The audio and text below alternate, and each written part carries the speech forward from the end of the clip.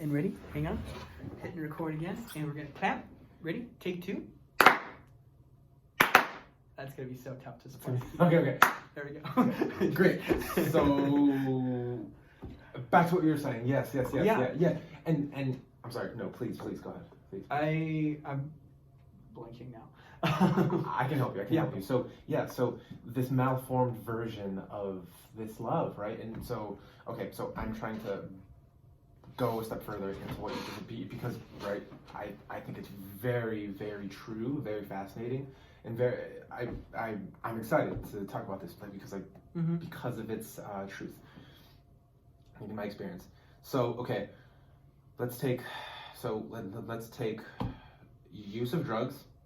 Let's take participation in hookup culture, right? Which is, I would generally define it as the willingness to engage in sexual relations with anybody who you feel because it's fun. Well, right? I mean, we'll just we can even just leave it at like extramarital sex. I think that's we'll just say great sex outside of marriage. Okay. So extramarital sex. Okay, and so use of drugs, extramarital sex, and let's do this.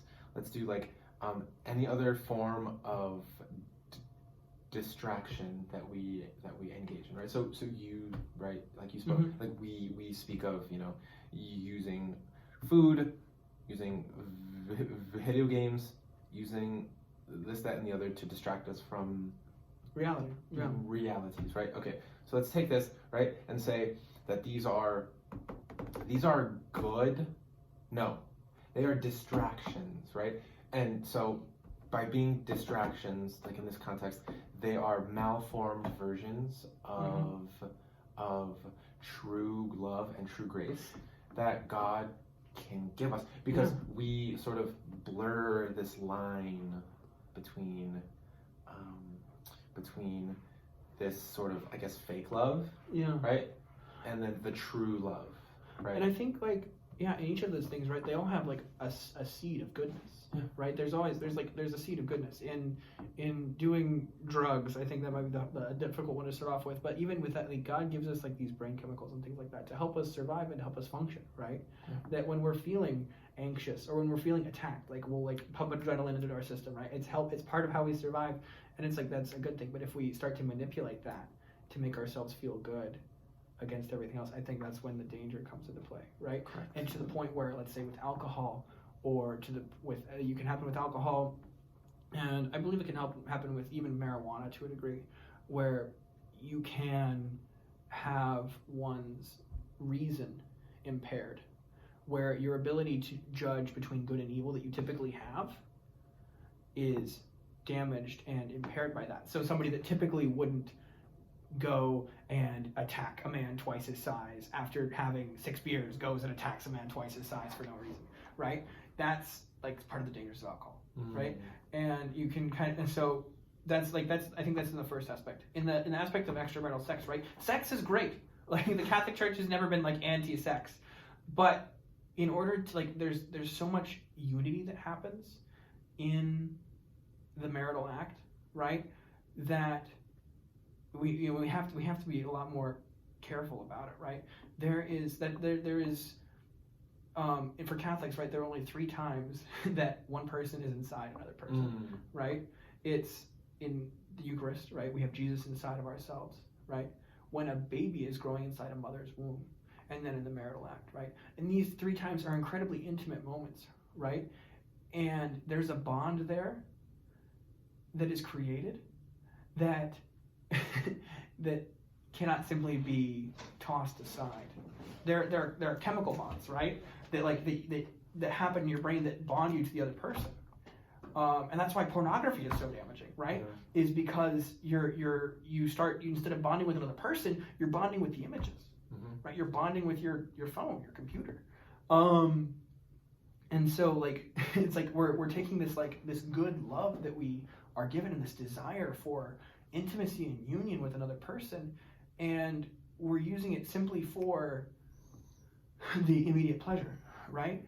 But there's a reason that babies come about, right? Is because, and there's there's a reason why babies don't how long does it take for a puppy to grow up? Maybe 6 months to be like relatively adolescent moving. Yeah. It takes 18 years, right, for a human to be like functioning, because there has to be a commitment, there has to be time growing, a time to really develop a human person, because there's a lot going on there.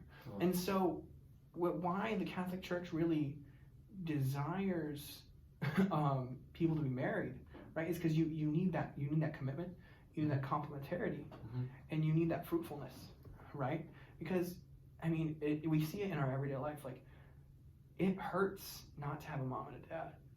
Like, it's scientifically proven that kids function better when they have both a mom and a dad in their household. And we're suffering from a generation who grew up without fathers, who grew up without, I don't want to comment on your own life, but it really, like, I mean, you talked about how your own life, your dad was often absent, and it's like, there's this hole in our hearts. And when we think about God the Father, and our only image of a father is somebody who's absent, tough. It's tough, right? Because you see it, just instead of like looking to the sky and seeing somebody who wants to like take care of every need and who loves you, you're seeing a big question mark. So my point is that like there's a misappropriated good in the world of extramarital sex and pornography, that like sex is good, and the church desires people to have sex because that's how the world will continue to procreate, the human race will continue on.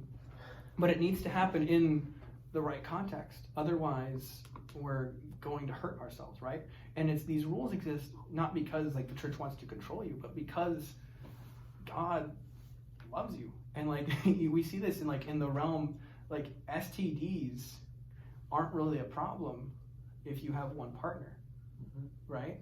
There's a lot of good and wisdom that we're trying to circumvent in trying to have multiple sexual partners and trying to have extramarital sex that really just aren't really a problem when you have, if you keep sex within marriage. And lastly, like the world of entertainment, right? We look at food. I know I'm not the best example to talk about food. I have a lot of repenting to do in my own life. But like in the world of food, in the world of entertainment, America is the richest country in the world, right? Like we are blessed beyond compare. We're also the most depressed. We also have incredibly high alcoholism rates. We talk about, there was like the crack epidemic in I'm bad at 80s and 90s. I'm bad with history. I should know better. But like there's the crack epidemic. Now we have the opioid epidemic, right? Yep. We're constantly looking. And those are drugs, obviously. But like, there's a lot of people I think who don't turn to opioids when life gets to be too much and they want to find a release. They turn to where? They turn to entertainment. They turn to food. Like these things that are good for us. Like God gives us food, and I think like it's a great part of our life that we can enjoy meals. Humans are the only people that like are the only creatures that eat sitting up, looking at each other. Yeah, right? and they talk with each other. Meals are a great time. If you want to read a book, there's a great book by Leon Kass called The Hungry Soul. I don't know how much time we have left. But... Yep. So like I just read here, the maximum recording time for segments is 60 minutes. We'll do an hour. We'll do an hour. Okay. I don't want to cover people too long. I'll be quick on this then. But yeah, I think we often use things like entertainment, binging TV shows, music all the time, and food and things like that, because we don't want to really engage with anything truly transcendent. And where do you think that comes from? I think it's the so to be particular, the unwillingness to face the problems that we have. Right? Yeah, I think it really comes from it's a way of coping, right? We find the easiest way. Like we have frustration, like we talked about, like lack of fatherhood in society. Like we have these natural, like, because humanity has fallen, hurt people, right? Like if you've been hurt, you will hurt others, and it's just the nature of the fallen world, right? And so we come up with these ways of dealing with things that may not be the best for us, but they do the job, right? And so it's like, if I am dealing with like, it's like I'm realizing, like, if I'm not happy about my body image, right? If I'm not happy about my body image, and I'm thinking about that over and over again when I'm left with silence in myself, I'll want to replace that with thinking about something else, whether it's like having my mind on The Office, like the TV show, or having my mind on an audiobook. And this is in my own life. I couldn't I mean, there were a lot of things. There was more than simply body image, but like there were a lot of things that I just didn't want to think about, didn't want to face in my own life. And because every time that I was dealt with silence, if I dealt with silence, I'd have to start thinking about these things because they were very near the surface, like always kind of bubbling around. And so I didn't want to have silence around me. And so I couldn't even fall asleep without having an audiobook playing in earbuds. I couldn't even, or a podcast or whatever. But like I couldn't do any of that. I couldn't, I'd always be either like watching a movie, reading a book, going to class. It was always something else external, right? And if we don't take the time to actually view what's inside, we're going to be living basically on intellectual life support. Intellectual life support. It's just something. It's an analogy that I'm using just because I want to say it's like you're barely just getting by. Like you're living, you're talking with people, but everything that is happening, you're keeping exterior. You don't want to actually you're not living your life fully. You're not dealing with your emotions. You're not dealing with these things that we need to deal with. Your brain is not fully integrated with itself. Exactly. And so how do you think that following Christ can help us with this? Dude, I think essentially, right, I've talked about this with you before, but everybody listening to this podcast, and you, Andrew, and me, we were made for a relationship, right? We're made for that. That's what we're made for. That relationship is broken, right, by sin, by hurt, by by the kid that bullied you in high school, by the people that you bullied in high school or whatever, right? That relationship is broken by original sin. We're born into this world in a broken way. And that's where Christ comes in. There's nothing we could do to regain that relationship with God on our own. But God loves us and loves you, dear listener, so much that he came down as a man so that you can regain that relationship with him. And that's what you're hardwired for. That's everything that you are made for is in that relationship. And so I guess to close then, oftentimes people will point out there's a certain mythological aspect where they point out, and this is kind of something that was a doubt in my mind for a long time about Catholicism and while it's it seems too good to be true, right? It fits so perfectly, right? It's the hero story and everything. You can listen to Jordan Peterson about this because he talks a lot about it. But he talks about the hero story and how it's this fits, it happens to fit just with our psychology, right? And so therefore it must originate from our psychology. But I would argue that it fits with our psychology because our psychology was made for this story. And was made by someone or an entity who wanted this for us. Yeah. In the words of C.S. Lewis again, it's myth made fact. And so that's how having a relationship with Christ can help that. It's because you're doing what you're made for. And only when you're doing I have a border collie right back home. A dog. Like a pupper. Yep. A pupper, a doggo. Doggo. Yeah. Pupper doggo, that dichotomy. Yeah. That dog, when it sits inside, it's miserable. Right? But there are some chickens that live nearby, and if it has a chance to herd those chickens, right? A border collie is a herding animal. Okay. Right? It's what it's designed for, right? It's designed to herd other animals. And if you see, her name's Mia, you see Mia get a chance to herd these chickens back into their coop, she is on fire. She's ecstatic. She's wagging her tail, everything like that, because she's doing what she's made for, right? In the same way, we are called to do what we're made for. So we're made for that relationship with Christ. And so if you're struggling with belief and struggling with that, I would say, honestly, and this may sound a little crazy, but take a moment and ask God if he exists. And I know that sounds counterintuitive, but think about what the world would look like if God existed. And if you're on the fence, you have a world to gain and not that much to lose if you live this life. I guess that would be my little bit about like living life with Christ. Oh man, and try it. Yeah, right.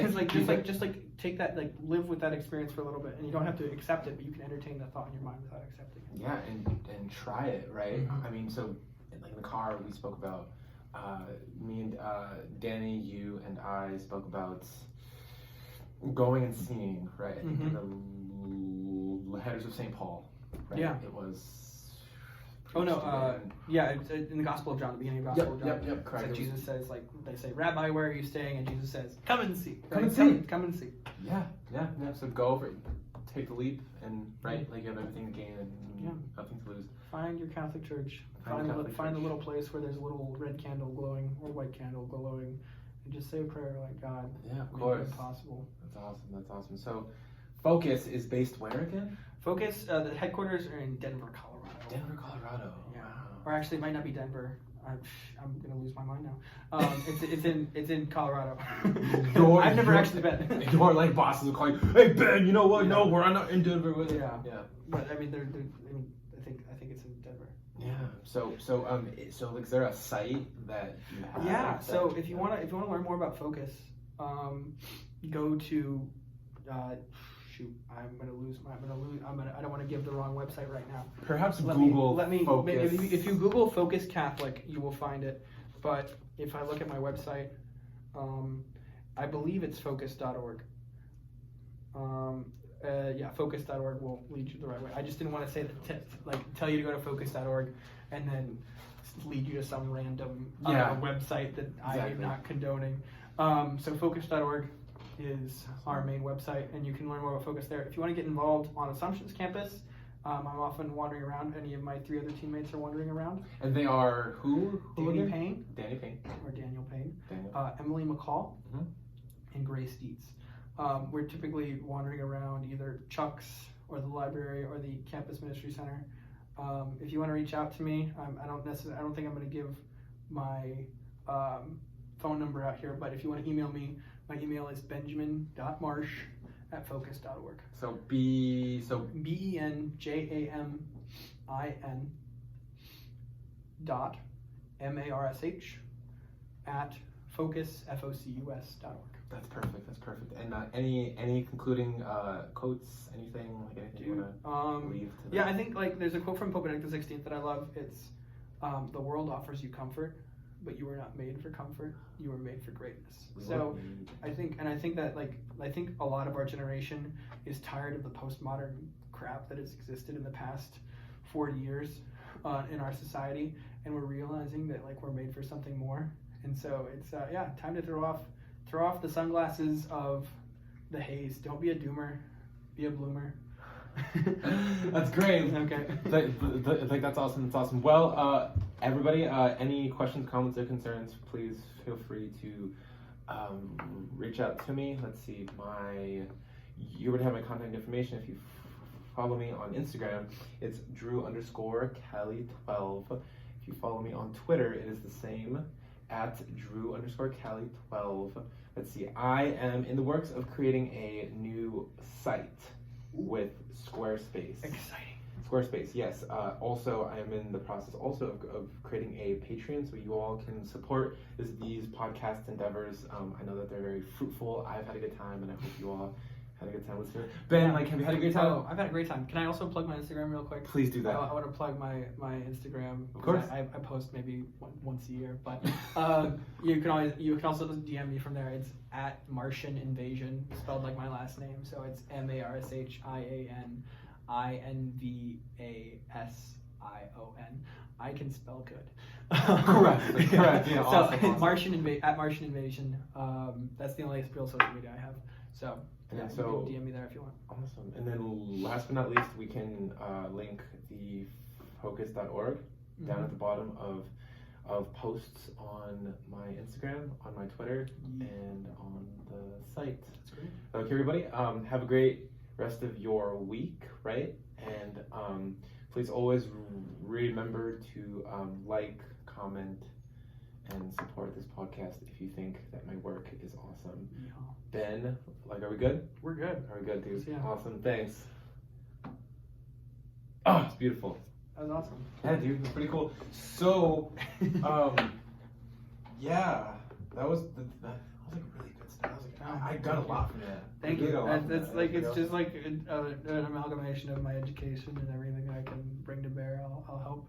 I'm gonna turn off this. Oh yeah, we can actually we turn off that. Yeah. Andy.